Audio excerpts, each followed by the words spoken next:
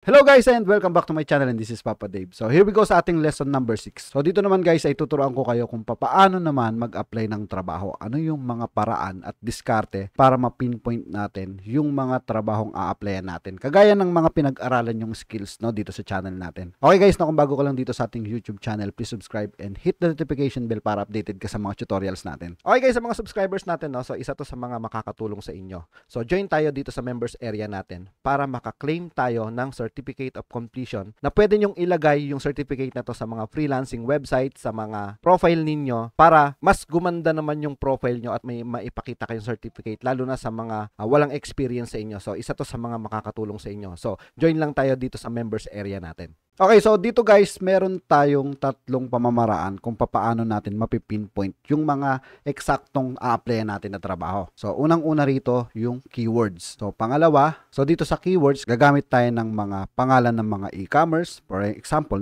eBay, Shopify, Poshmark, para yung isasuggest sa atin ng freelancing website sa mga sinesearch natin ay yung mga trabaho na related dun sa mga e-commerce na itatype natin sa search bar. Pangalawa naman ay magre-refresh tayo ng mga page. So yung pagre-refresh naman ng mga page, ibig sabihin may mga bagong pumapasok na trabaho. So every minute, every 10 minutes, 20 minutes, or 30 minutes, or minsan after every 1 hour ay may pumapasok na mga bagong trabaho or mga client na nagpo-post ng trabaho nila. Yun yung pangalawang diskarte natin sa paghahanap ng trabaho. Pero ipapakita ko sa inyo yung mga pamamaraan na to. So number 3 naman, yung job suggestion. So dito, pumapasok si Upwork yung magsasuggest sa'yo ng trabaho na para sa'yo na base dun sa profile na ginawa mo. Okay guys, halimbawa, narito tayo sa Upwork. So ang gagawin natin ay magse-search tayo ng trabaho base sa mga keywords. So for example, yung mga e-commerce website, yung mga tools na ginagamit natin sa trabaho, pwede natin siyang i-search. So isa yun sa mga diskarte.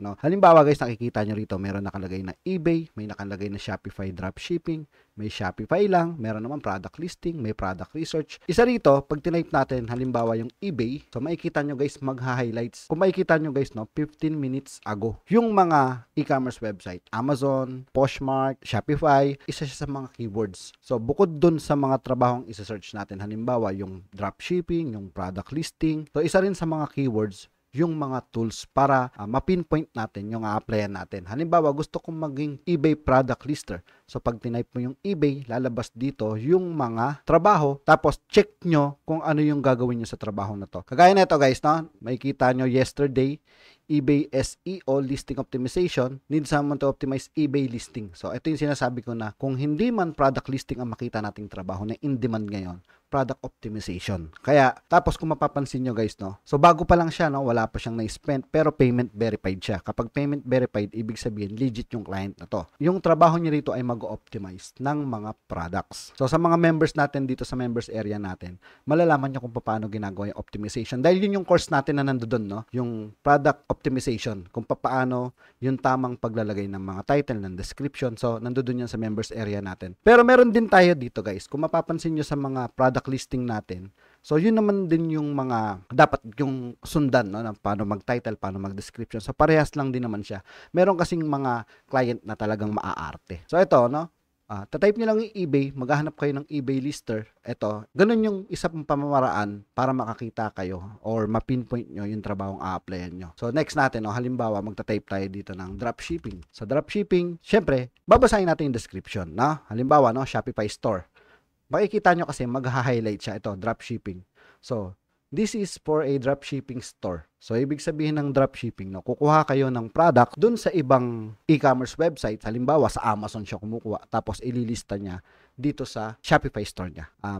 Early, intermediate, hindi siya naghahanap ng pro. Dahil kasi nga, madadali lang yung mga trabaho rito. Tapos, 30 plus hours a week. Tapos, 6 months. Hanggang 6 months, pwede kayo magtrabaho sa kanya. So, yan, isa pa yung Shopify or isa pa yung dropshipping.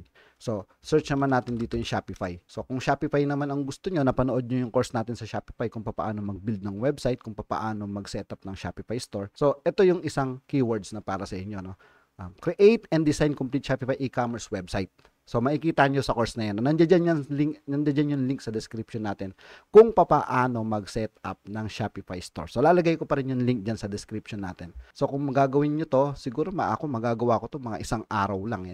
Kung ako yung gagawa mismo, magde-design ng logo, ng mga kung ano-anong kailangan niya sa store. Pero hindi ko siya gagawin early. Kung ako dito, gagawin ko siya na fixed price, parang kontrata. Sabihin natin sa isang araw, $100 ako magse-set up ng Shopify store mo. So kung product lister ka rin, makikita niya dun sa profile mo na product lister din ako. So baka ikaw pa yung kunin yung product lister. So yun yung sinasabi ko, isa sa mga pamamaraan ng paghahanap ng trabaho dito ay yung Shopify or yung e-commerce store. So kung ano yung mapanood nyo na sa tingin yung kaya nyo. Halimbawa, napanood nyo yung eBay dropshipping. So mag-search kayo ng eBay, tapos maghanap kayo ng eBay na may dropshipping. Mag-highlights naman dito yon. So, ito yung unang pamamaraan natin guys, kung paano ginagamit yung keyword sa paghahanap ng trabaho dito sa mga e-commerce website. So, next naman natin guys, yung pagre-refresh naman ng website. So, ibig sabihin naman sa pagre-refresh ng website, makikita nyo na may mga bagong pumapasok na trabaho. Halimbawa, nag-type tayo ng Shopify. Makikita nyo dito, posted 9 minutes ago. Ito naman, posted 14 minutes ago. Ito naman, 25 minutes ago.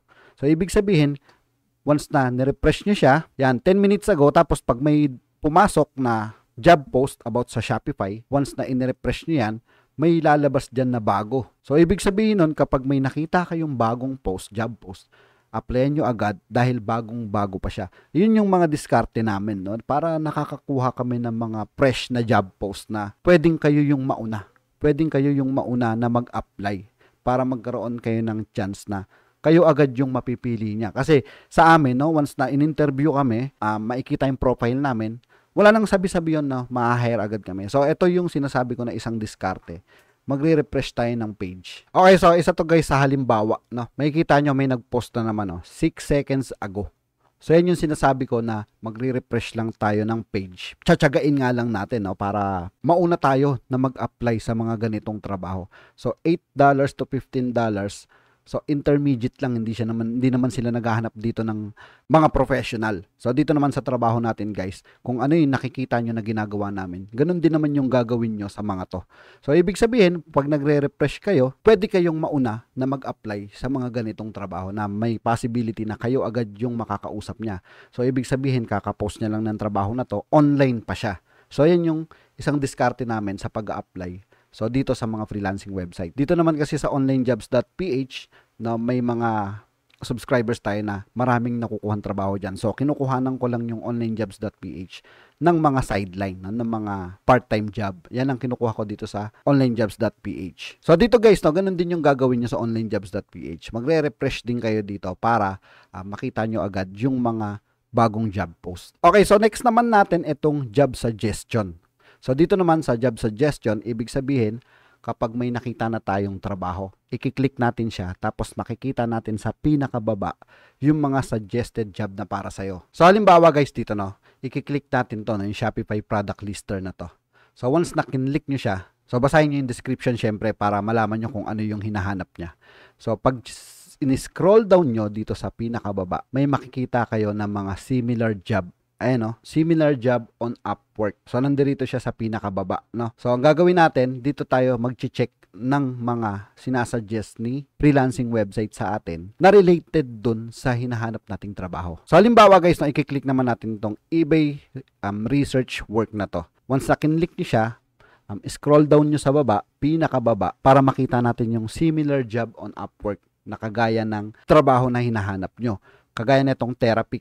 Meron akong tutorials nito, hahanapin ko sa YouTube. Ilalagay ko sa description yung link, para mapanood nyo rin kung ano yung therapy na yan. Dito nyo makikita yung iba namang mga trabaho na similar dun sa mga hinahanap nyong trabaho. So, ito yung tatlong pamamaraan ko nung paghahanap namin ng trabaho na i-share ko sa inyo para once na alam nyo na yung mga gagawin nyo, may profile na kayo, may skills na kayo, kompleto na. So, sa paghahanap naman ng trabaho, ito yung maitutulong ko sa inyo para mas mapabilis yung paghahanap nyo ng online jobs. So guys, dito sa online jobs, sa mga beginner sa inyo, sa mga wala pang experience sa inyo, hindi naman siya talaga ganun kahirap. So, depende lang talaga to sa niche na hahanapin nyo. Halimbawa, mahilig lang kayo mag-data entry, no? Doon lang tayo magpo-focus.